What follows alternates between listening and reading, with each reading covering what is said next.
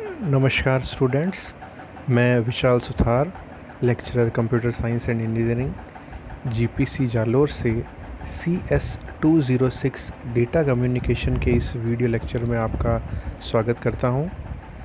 इस video lecture में हम नेटवर्किंग डिवाइसेस के बारे में बात करेंगे।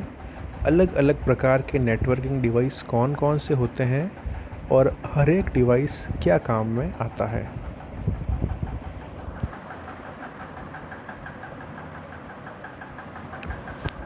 तो सबसे पहले हम बात करेंगे रिपीटर की।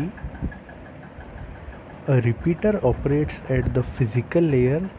Its job is to regenerate signal over the same network before the signal becomes too weak or corrupted, so as to extend the length to which the signal can be transmitted over the same network. देखिए students, repeater जो है वो physical layer के ऊपर कार्य करता है। Repeater का कार्य है सिग्नल को रीजनरेट करना। जैसा कि हम सब जानते हैं, जैसे ही हम सिग्नल ट्रांसमिट करते हैं और वो सिग्नल एक ट्रांसमिशन मीडिया के थ्रू जब ट्रैवर्स करता है, एक जगह से दूसरी जगह जाता है, तो उस सिग्नल की स्ट्रेंथ कम होती जाती है। तो यदि हमें एक सिग्नल को बहुत लंबी दूरी तक ट्रांसमिट करना है तो हमें कुछ डिस्टेंस के बाद में रिपीटर लगाना होगा, जिससे कि वो सिग्नल रीजनरेट हो सके और वो सिग्नल बिना करप्ट हुए या बिना बहुत ज़्यादा वीक हुए एक जगह से दूसरी जगह ट्रांसमिट किया जा सके। An important point to be noted about repeater is that they do not amplify the signal. यहाँ पे ये ध्यान रखने की बात है कि रिपीटर सिग्नल्स को एम्पलीफाई नहीं करते हैं, वो सिर्फ और सिर्फ उस सिग्नल को रीजनरेट करते हैं। When the signal becomes weak, they copy the signal bit by bit and regenerate it at the original strength. It is a two-port device. जब सिग्नल वीक हो जाता है और जैसे ही हमारे पास में रिपीटर आता है तो रिपीटर सिग्नल को बिट बाय बिट रीजनरेट कर देता है, उससे एम्पलीफाई बिल्कुल भी नहीं करता है।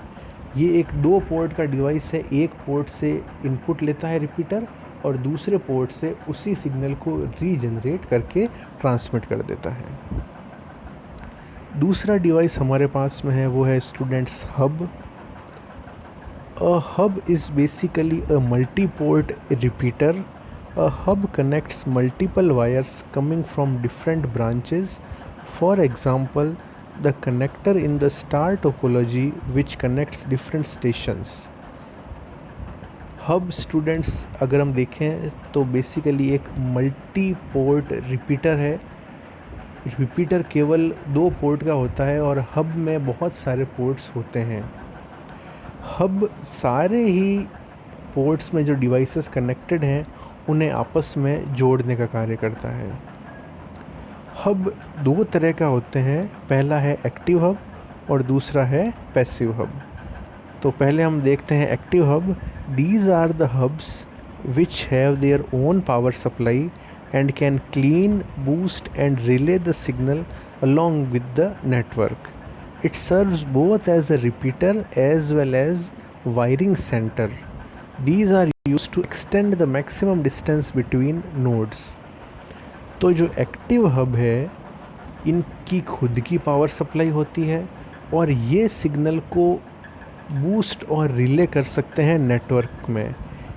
तो जो एक्टिव हब है वो रिपीटर के साथ साथ वायरिंग सेंटर का भी काम करता है और जितनी दूरी तक हम भेज सकते हैं एक सिग्नल को, उस दूरी को बढ़ाने का कार्य भी एक्टिव हब के द्वारा किया जा सकता है। और दूसरा प्रकार जो हब का है वो है passive hub. These are the hubs which collect wiring from nodes and power supply from active hub. These hubs relay signal onto the network without cleaning and boosting them and cannot be used to extend distance between nodes. जो passive hub है वो केवल और केवल सारे networking devices को जोड़ने का कार्य करता है। ये सिग्नल को बूस्ट करने का या 2 डिवाइसेस के बीच में जो डिस्टेंस हो रही है उस डिस्टेंस को बढ़ाने का कभी हम पैसिव हब के द्वारा नहीं कर सकते। तीसरे प्रकार का जो डिवाइस है वो है bridge. Bridge operates at data link layer. Bridge data link layer पर कार्य करता है।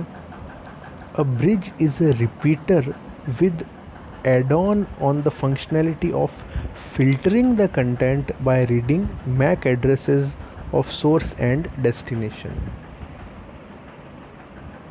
ब्रिज डेटा लिंक लेयर पर कार्य करता है। ब्रिज में रिपीटर के साथ साथ एक अतिरिक्त क्वालिटी ये होती है कि ये कंटेंट को जो कि उस नेटवर्क में है उसे फ़िल्टर कर सकता है सेंडर और रिसीवर के मैक एड्रेस के आधार पर। जो सोर्स और डेस्टिनेशन एड्रेस है उनके मैक एड्रेस को रीड आउट करके ब्रिज उस मैसेज को फ़िल्टर आउट कर सकता है। It is also used for interconnecting two LANs working on the same protocol. ये दो अलग अलग नेटवर्क जो कि सेम प्रोटोकॉल पर कार्य कर रहे हैं उन्हें जोड़ने का कार्य भी कर सकता है। It has single input and single output port, दस making it A 2 ports device. Bridge भी रिपीटर की तरह 2 पोर्ट डिवाइस होता है। ब्रिज भी 2 प्रकार के होते हैं, ट्रांसपेरेंट ब्रिज और सोर्स राउटिंग ब्रिज। सबसे पहला ब्रिज है transparent bridge. These are the bridges in which the stations are completely unaware of bridge existence, that is whether or not a bridge is added or deleted from the network. These bridges make use of process that is forwarding and bridge learning. एक तरह का जो bridge है transparent bridge, उस bridge के बारे में सारे ही नेटवर्किंग डिवाइसेस को कोई जानकारी नहीं होती है। दूसरा जो ब्रिज है source routing bridge. In these bridges routing operation is performed by source station and the frame specifies which route to follow. इस प्रकार के ब्रिज में जो राउटिंग है वो सोर्स स्टेशन द्वारा की जाती है और फ्रेम में ही स्पेसिफाई किया जाता है कि कौन सा रूट फॉलो किया जाना है। और इस तरह की जानकारी को रीड आउट करके सोर्स राउटिंग ब्रिज नेटवर्किंग के अंदर डेटा को एक स्थान से दूसरे स्थान तक भेजने का कार्य करता है। नेक्स्ट जो नेटवर्किंग डिवाइस है वो है switch. A switch is a multi port bridge with the buffer and design that can boost its efficiency and performance. A switch is a data link device. The switch can perform error checking before forwarding data. That makes it very efficient as it does not forward packets that have errors. Switch एक multiport bridge है, ये भी data link layer पर ही कार्य करता है। Switch error checking का कार्य भी कर सकता है और इसीलिए इसे एक एफिशिएंट डिवाइस कहा गया है क्योंकि ये केवल उसी डेटा को सेंड करेगा जिसमें एरर नहीं है।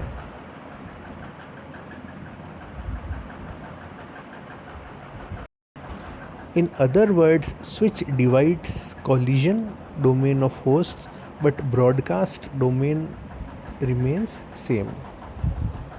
दूसरे शब्दों में कोलिजन को जो डोमेन्स के है वो से डिवाइड करता है लेकिन ब्रॉडकास्ट डोमेन सेम रहेगा। अगला जो नेटवर्किंग डिवाइस है वो है राउटर। राउटर भी स्विच की तरह ही कार्य करता है लेकिन ये नेटवर्क लेयर पर कार्य करता है। आईपी एड्रेस को रीड करके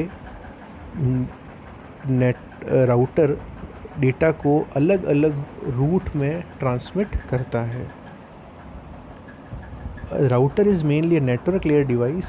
Router normally connect LANs and WANs together and have a dynamic updating routing table based on which they make decisions on routing the data packets.